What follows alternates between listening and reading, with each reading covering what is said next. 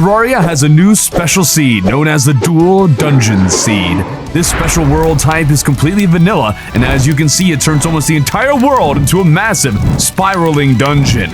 Every biome has been moved from where you'd normally find them on the surface into the confines of these segments underground. So today, we're going to be defeating Terraria on this special world, but to make things a little more interesting, I am only allowed to access one dungeon in pre-hard mode, with the second only becoming available in hard mode. So whichever dungeon I enter first is the dungeon I'm stuck with until I beat the wall afresh. But not only that, I am only allowed to go through the dungeon one biome or segment at a time until I beat a boss. This first dungeon, I can enter and explore the first segment, but before exploring further, I must beat a boss. And if I'm in an area of the dungeon with a biome-specific boss, like Queen Bee in the jungle or Deer Clumps in the tundra, then that is the boss I'll be required to defeat. And finally, I cannot mine into the dungeon from the sides, only through the naturally generated tunnels. With that, and no idea how the biomes could possibly generate or in what order, let's join the world and see how we manage to survive and progress on Terraria's dualdungeons seed. We start out at natural spawn, but we won't be staying here long. We'll chop down some trees and start making our way to the right side of the world.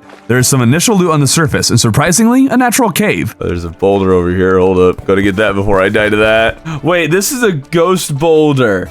Dude, we found a ghost boulder right at the start. I'm not breaking that. It's gonna hunt me down. Normal caves are fair game. However, this one and all future ones end quite prematurely, with this one giving me a view of what I think is part of the dungeon. I need to see if that's part of the dungeon. I have no idea. Is that like a separate structure or not? Exploring the surface is quite easy when the entire surface is the forest biome. Even so, a starter character on a medium world travels slowly, especially since I'm trying to make stops to find cobwebs for a bed along the way. Ooh, a living tree. Actually, if you can find more cobwebs down here, that would be awesome. Oh, that's it? Oh, Robs, nothing at all? The living trees had nothing for us, but we found our way into one of the two dungeons. I just have one question. What's the old man doing here? I don't know if that means I had to be Skeletron here. Let's hope I don't. Was this journey all for naught? Thorben asked himself. He would soon find out. Okay. Okay. We're still alive. Dude, why does the old man have to be there if he's not going to summon? This would appear to be a gray brick version of the dungeon. For our purposes, then, this will be declared the first dungeon and the first biome. Whatever we find here is the only loot we can use outside of what we found in the few chests on the surface. Okay. Looks nice and safe down there. Oh no, I take it back. I don't like the looks of this. This sends us back to natural spawn because I forgot to make a bed at the dungeon first. We'll skip past the night struggles and some initial Fallen Star collection as I want to run mage class and bring us to the moment I return to the dungeon. This time remembering to actually make a bed and set our spawn here. Let's get out of here and go further into the dungeon and hope that there are more life crystals, there's more treasure, and all that goodness over here.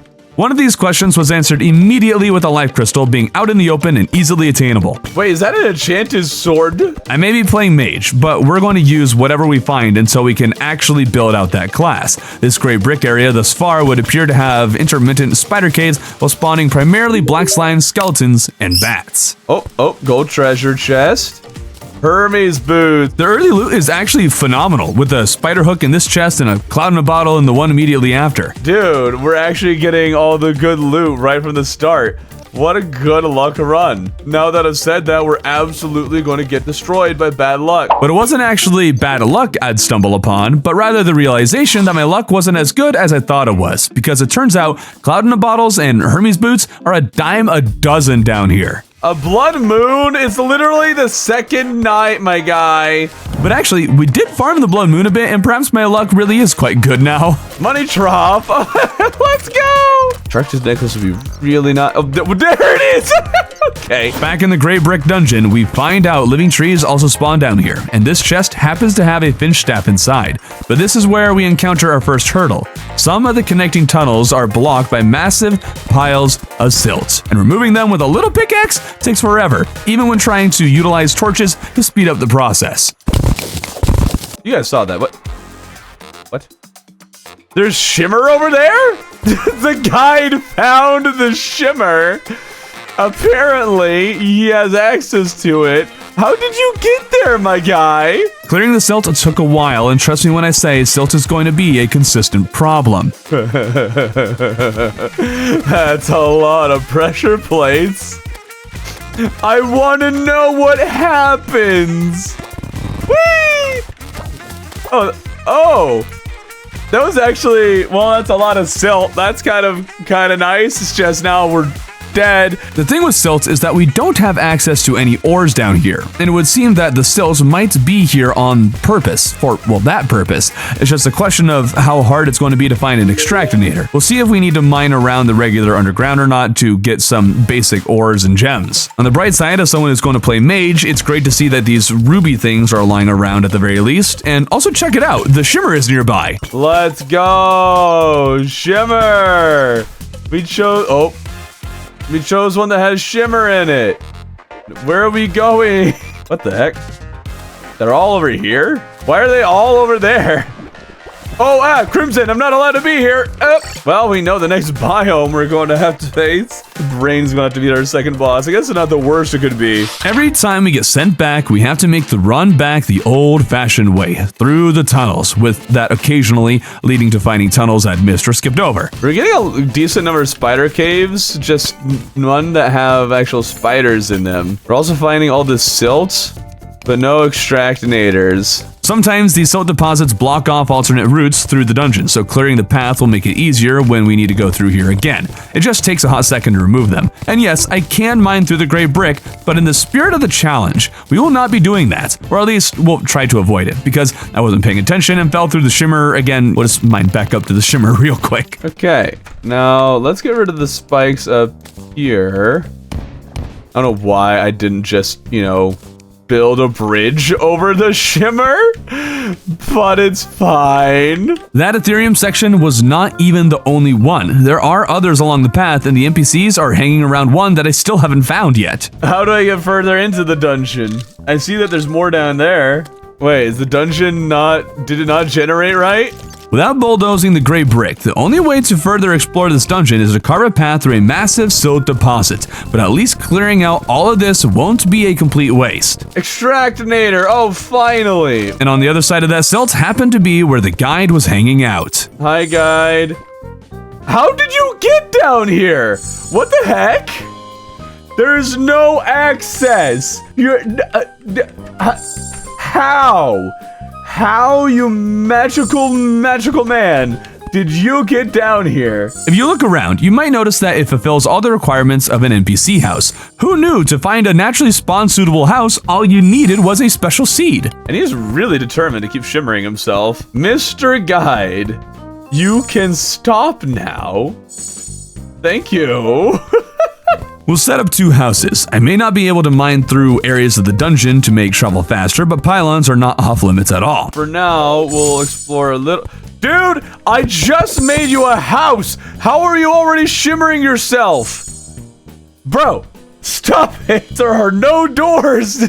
You can't leave! We are starting to find some new things like maces and bands of regen. Nothing fancy or particularly necessary. Wow, this dungeon is so much bigger than I thought it would be. Oh, it has been a long time since we found a life crystal. Thank you. There definitely is no shortage of treasure, but I guess most, if not all, of the world's treasure has been moved into these dungeons, and since you don't have to mine to all the random parts of a world, we're just finding them far easier than natural world's loot. All I know is that in multiplayer, you'd have more than enough to share.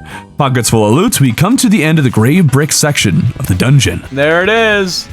The Crimson, which we're not allowed to go into yet. And I think this actually works perfectly as an arena. Though we seem to be getting a lot of crawdads in here, which would not be ideal for an arena. Oh, and I'm actually seeing enemies just like pop in smoke. What the heck? What is this place? Now, in hindsight, if we're going to play mage, we're going to need to spend some real time on the surface getting ourselves some stars. We'll have to do a bit of backtracking, but it'll be worth it in the long run. Anyways, this is a good opportunity to use the extractinator to hopefully get what we need for some good gear. Here's the thing. We have nearly 4,000 silt. You want to know how long it took to throw all of that into the extractinator? 10 minutes. 10 minutes of nothing but this. Logic, I understand not making this thing too fast, and having this much silt is quite unusual. However, if you're going to make a special seed where obtaining ores is highly dependent on silt, maybe make it faster in this seed specifically at the very least. Thankfully, we finished before the night had ended, and we could grab some fallen stars. Okay, dual dungeon seed. Not mage friendly, not at all.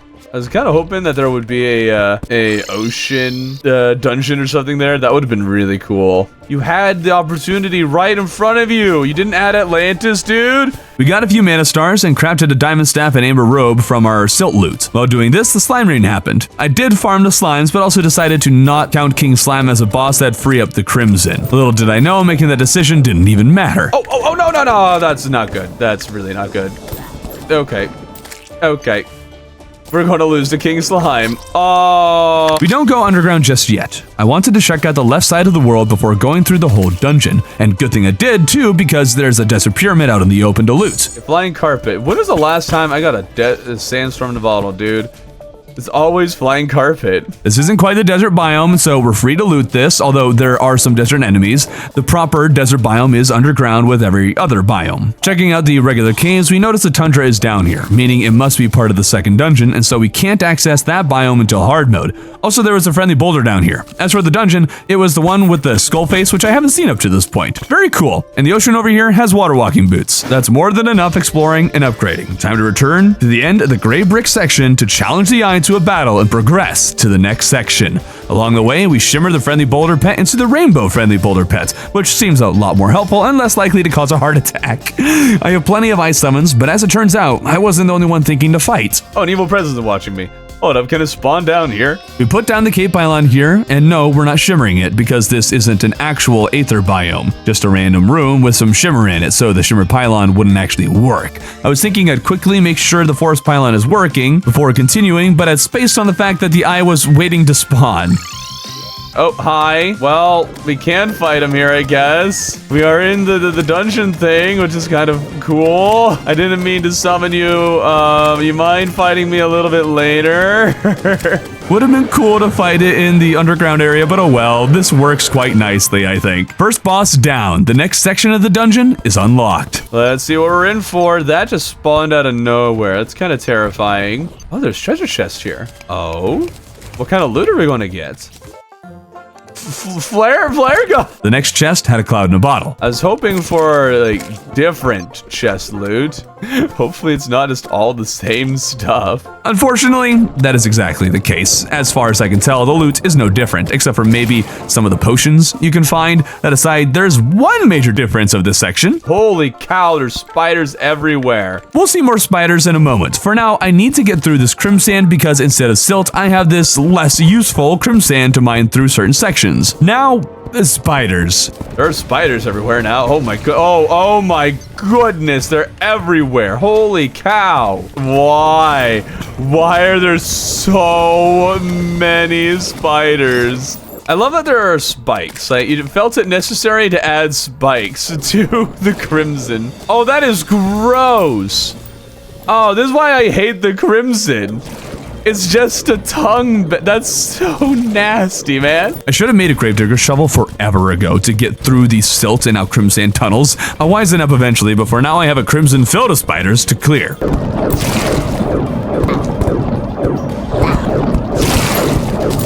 I found 5 flare guns in the crimson.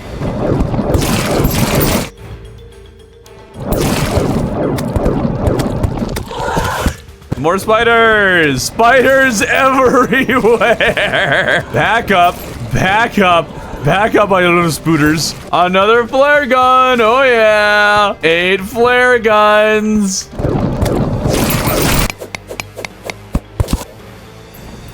$350 blood crawlers. So wait, who said that mage isn't a good class? We're fighting off these guys real easy like, alright? Crunch, crunch, crunch. Captain Crunch, is that you? A potion of return? Oh!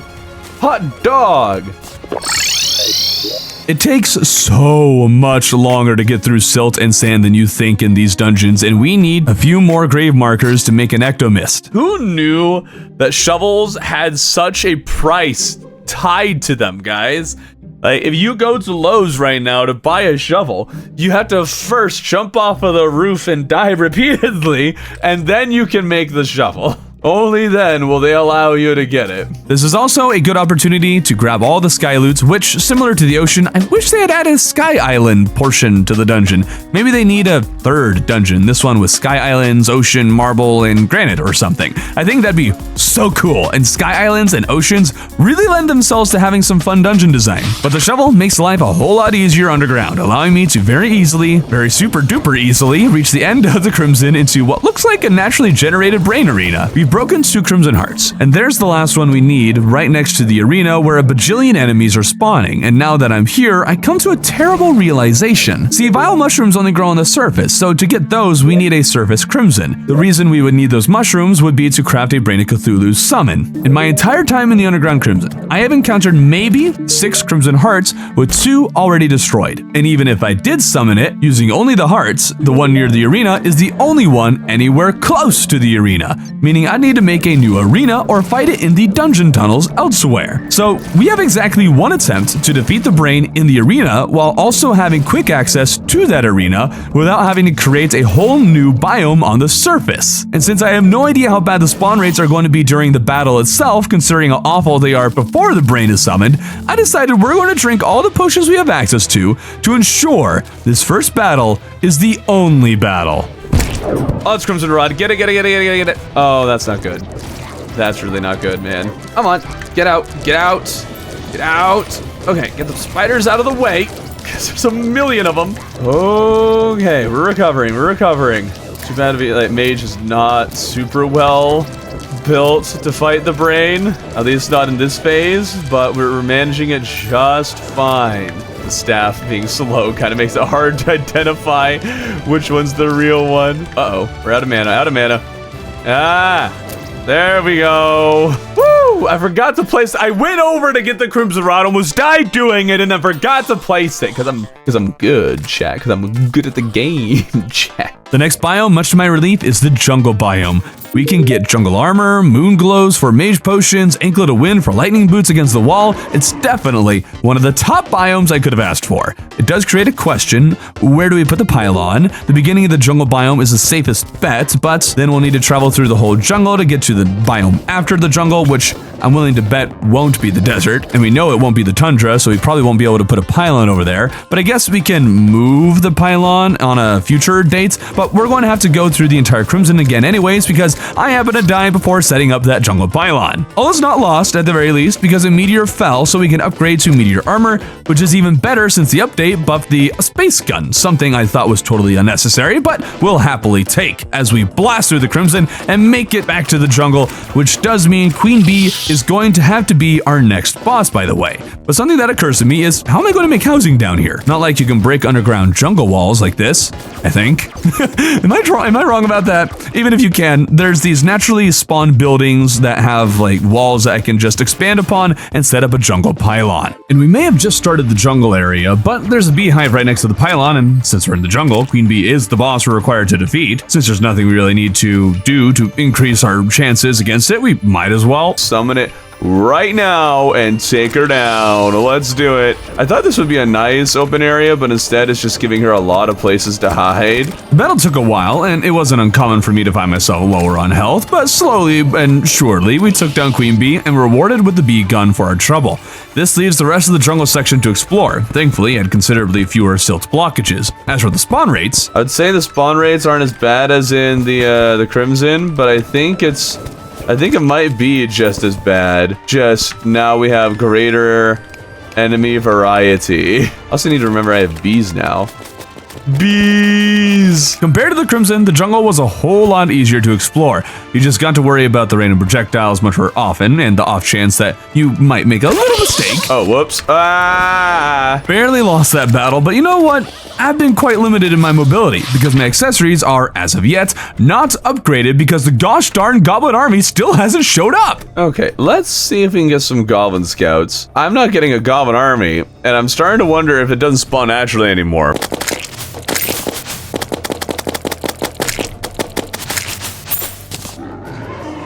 Finally, we'll get some goblins. The goblins are cleaned up simple enough and return to exploring the jungle, where we got some ancient cobalt armor and have enough jungle stuff to make the armor pieces needed to fill in the gaps. But we're already on our way to the end of the jungle segment, where we find the real dungeon is the next biome in our path. Now we're going to move the jungle pylon here so we have easier access to the dungeon biome, but of course that means the second half of the Crimson will not have easy access at all. Oh, goblin. Oh, yeah. Thank you. Hello. But that's a sacrifice we're going to have to make, I think, and as it is, we're going to have to travel there now anyways, because we have to remove the pylon that's currently there to set up a new one. No, I don't think I got a single jungle rose while I was out there. While we're here, we'll switch to ancient cobalt armor and equip the bee pack, thinking it might be a good idea, but it'll end up not sticking around very long. While we were at the top of the jungle though, we'll try to farm for the honeycomb to upgrade the shark tooth necklace. It took a few bees, and in between we blew up the crimson hearts for a panic necklace we can later craft into a band of star power. You guys think I can beat Skeletron before the night ends? I think I can. Let's do it. Let's do it. We got this. Yes! Yes! Come on! Oh, it's day. Oh, We get the honeycomb and craft the stinger necklace. Now to upgrade the band of star power, I need a band of regeneration, and I accidentally sold all the ones that I found earlier. Thankfully, I wasn't able to loot all the chests that I had found, and I'd come across one that still had a band of regen, which allows us to craft celestial cups. And with that and a new knight, we take on Skeletron. we have a little bit of bee. We have our space gun to deal damage when we don't remember to manage our mana correctly. And that lets us recharge. Then we can shoot out some bees, let them do their thing. And then we can switch to the diamond staff because it's got the highest base DPS here. Isn't that great? Don't you guys like mana and how in-depth and how cool it is? There's actual thought, there's actual planning, there's actual strategy to it. Don't you enjoy this? So Skeletron died, and we headed into the regular dungeon. I was really hoping they would put a wood chest right at the start of this thing, but apparently not. Weirdly, this whole thing feels a lot more like the previous biomes than it does the normal dungeon. I have no idea if this is going to follow the same rules as a typical dungeon loot. Oh, Aquaceptor. Okay, this does not at all follow the same rules. Oh, dude, what mechanics chunks and mechanics over here? That's kind of freaky. She watched her mechanic brother die. We pretty quickly found the magic missile, which doesn't actually leave a lot for us to try and collect down here. I guess there's the water bolt, but I'm fine without it. That said, I quickly noticed that there's a lot more alchemy tables than normal, and after exploring only maybe half of the dungeon, I collected 13 alchemy tables. But we really don't need anything from the dungeon, so it's time to head to the underworld. We're going to make the tunnel near the ocean because of course we're not really spending any time at natural spawn, so this will give us easier access. Even easier access than that though is the new underworld pylon. Oh, and it looks really nice. Ooh. Big fan of that. Killing demons down here is when I learned something that had been changed about the Aquaceptor in the 1.4.5 update. Huh? Oh. Wait, does that do damage? They do damage. Oh my goodness, you're kidding me. No way. Oh, they did make a change to mage that I love very, very much. Oh, the Aquaceptor. Oh, dude, against the wall too. It will pierce the wall and hit the lava, which will then do more damage. As a mage lover, we didn't get much love with the update, but this is at least something I am quite excited to see has been changed. Nothing in the underworld has been changed though, so we'll skip right to beating the wall, where we just so happen to get the laser rifle, which actually has also been changed with the 1.4.5 update to not consume mana when wearing meteor armor. Another very welcome change.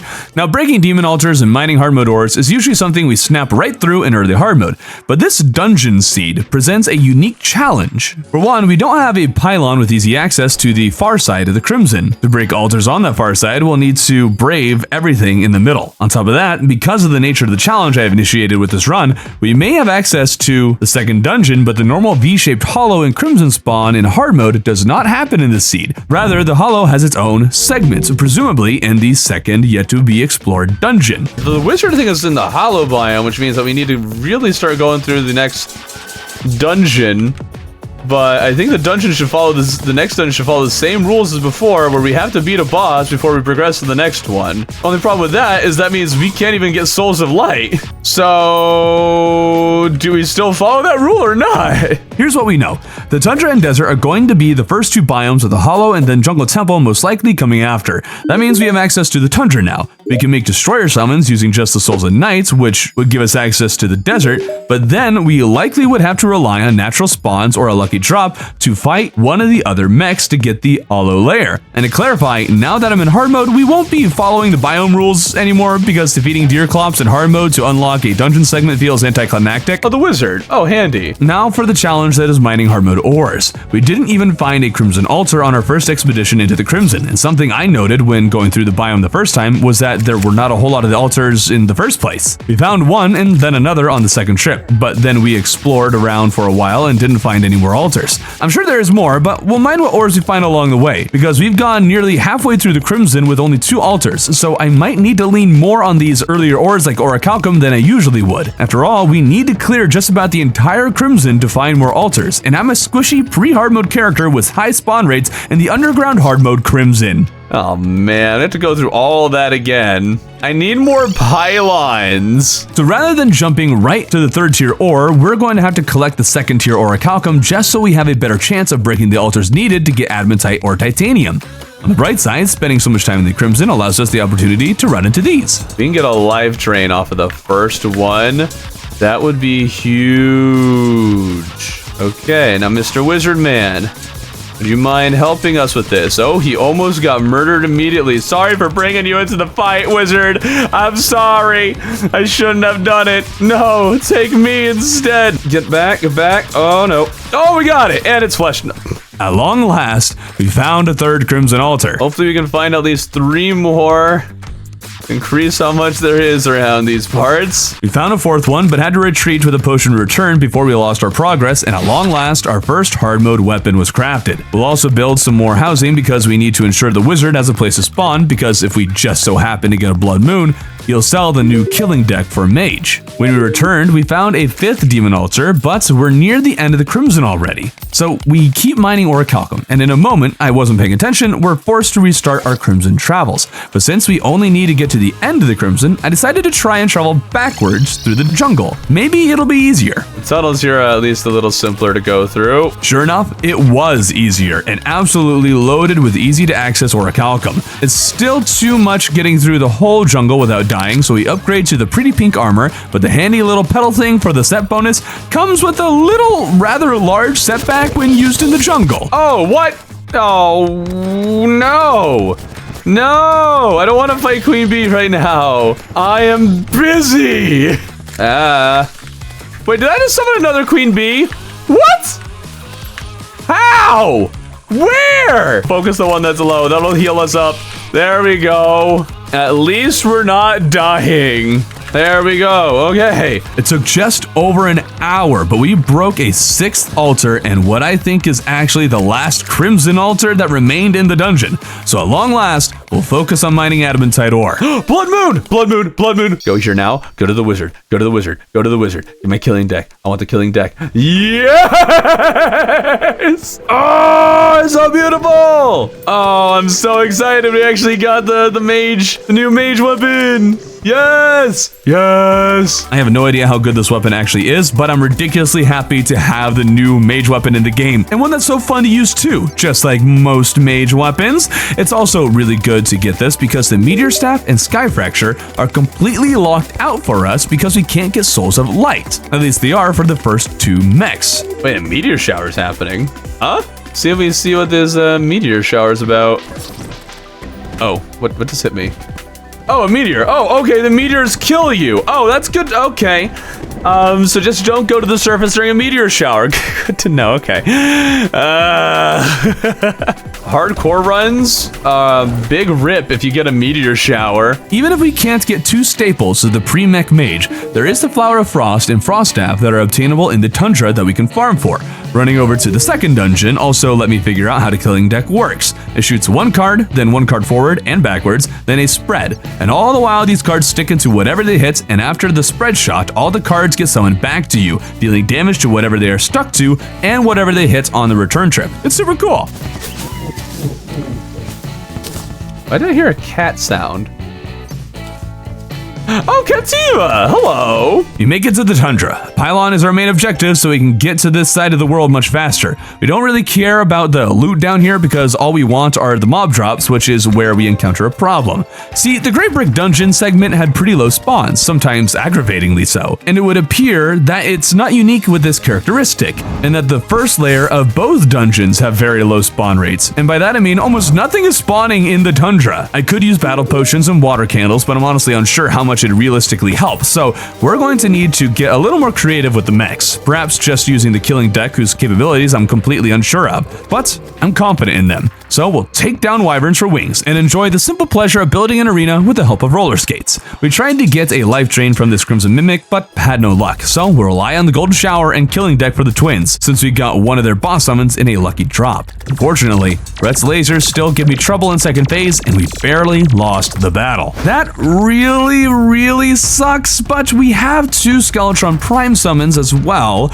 We prefer twins since we can make actual mage weapons out of those drops, so Prime is all we got. But before fighting him, we gathered Souls of Night to make more Crimson Mimic summons for the life drain. I'm not sure how well the life drain realistically does against this boss. Hold up. Do I have an obsidian shield hiding somewhere? The battle was not looking great at times, so we still managed to take down Skeletron Prime, opening up the desert for us in the second dungeon. Let's summon another one real quick, see if we can take down a second one for the extra hollowed bars. Oh boy, only half an hour. Come on. Oh shoot.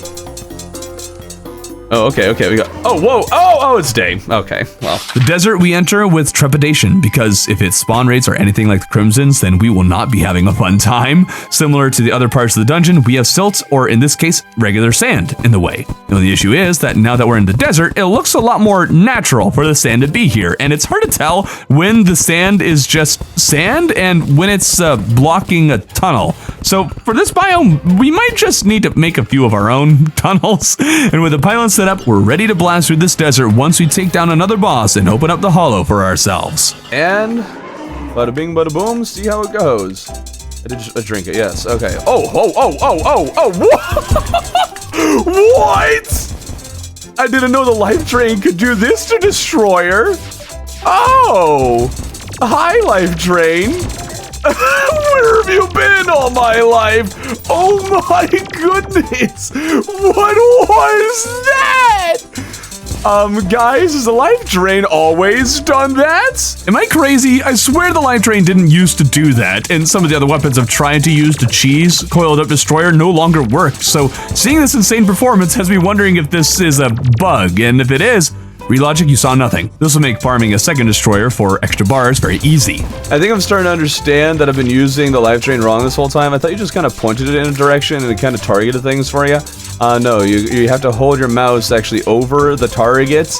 Fun fact, guys. Fun facts with Thorbin here. Yes, I know, I'm a mage main and love this class to death, and yet somehow didn't understand the basic functionality of this weapon. Oh, it's so much better than I thought it was. I just didn't know how to aim with it would seem. Now we can go to the hollow section of the second dungeon, and I tried sticking to following only the designated tunnels, but the sand blockages were real confusing and hard to figure out. Super glad I didn't get desert in pre-hard mode when this would have been a much more difficult thing to deal with, and I didn't generally need to make tunnels, but every once in a while. Other than it being tough to see where the block paths are though, the desert was pretty normal, but weirdly I didn't see a single Digtoise in my exploration. I wonder if they've been removed in this seed. Anyways, I was looking to move the desert pylon to the end of the desert section, and had already mined up the pylon thinking I could safely make it to the other end, and well, I almost did. Oh, I didn't realize I'm low on health! Oh, you gotta be kidding me! That means I need to go through the entire tundra and desert biomes again.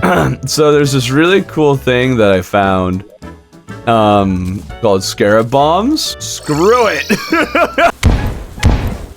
There was this real interesting trap that drops a bunch of lava. It'd be real annoying to actually deal with in regular worlds, but I kind of like it, actually. We successfully moved the desert pylon and head into the hollow. Like all the others, it had the sand blocking the paths, and it was laid out just like all the other parts of these mega dungeons, just with different blocks. I do like, this is really cool.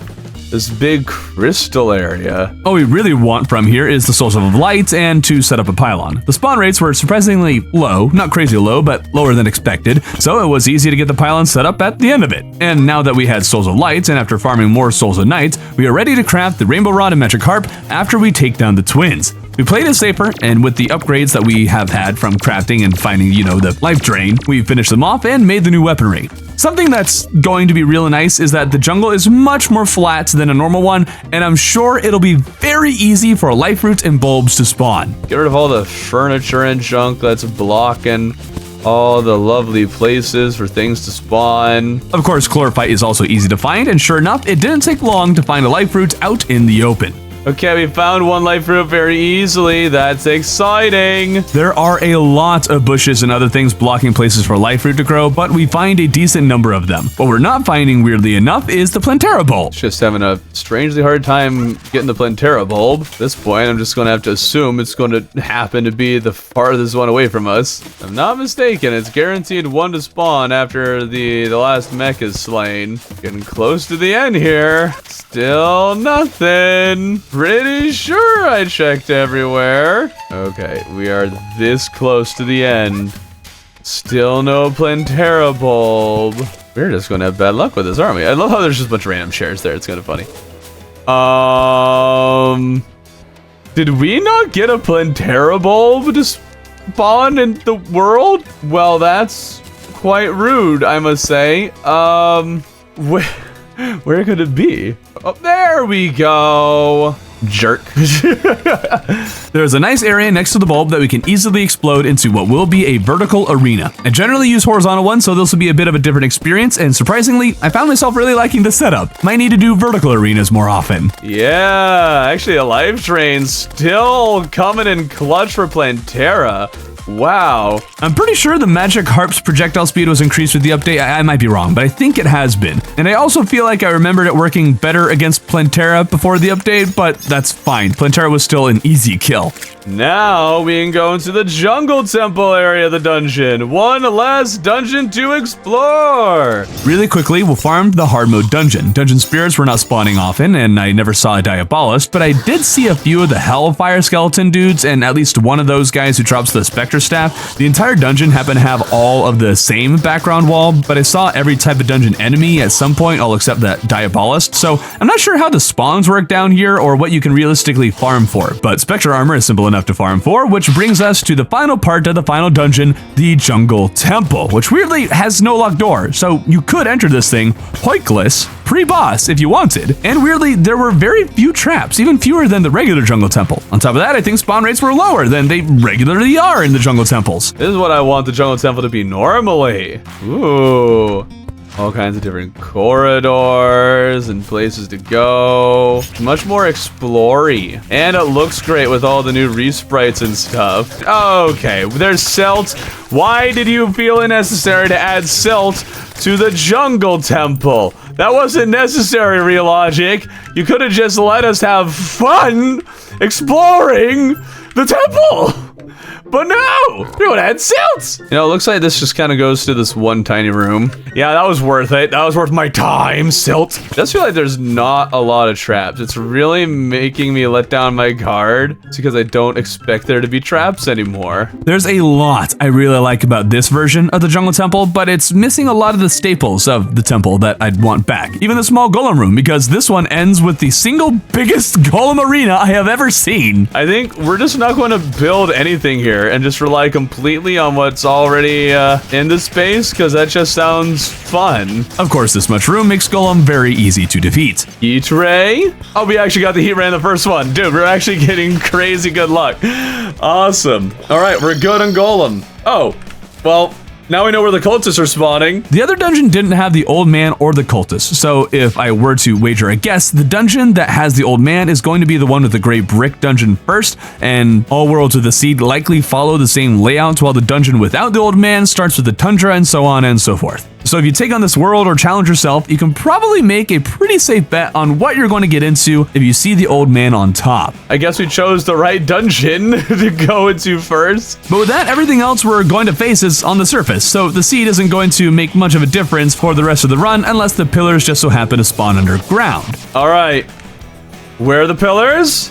They're on the surface. Oh, okay. Oh, wait, that's actually going to take a while to get to them. Oh, wait, I didn't think about that. So yeah, with everything else being the same, we took out Moonlord and officially conquered the dual dungeon seed with our added little challenge that ultimately didn't make much of a difference. If it had two takeaways from the seed, there would be two things, at least primarily. For one, it's really cool how much it encourages exploration. Terraria can suffer from you really not checking out most of your world because you got what you need, and so why mine in the dark caves for more of the same loot? But if you at least travel through the dungeons rather than mine straight through them, then you will get treated to a lot more exploration. I do wish some of the chest loot was changed around in certain biomes to make those chests actually worth looting, and more demon altars would also be a big help for hard mode. Apart from that, some of the biomes I honestly wish had more spawns to make the dungeons feel more dangerous, particularly the tundra and gray brick parts. But that's the dual dungeon seed. If you enjoyed the video, be sure to subscribe for more videos like this one, and you might find that you enjoyed this video where I analyze the dungeon's game design through the eyes of a noob. And if you haven't seen it, Terraria Survivor is one of the best videos I have ever made, so check that out when you got the time.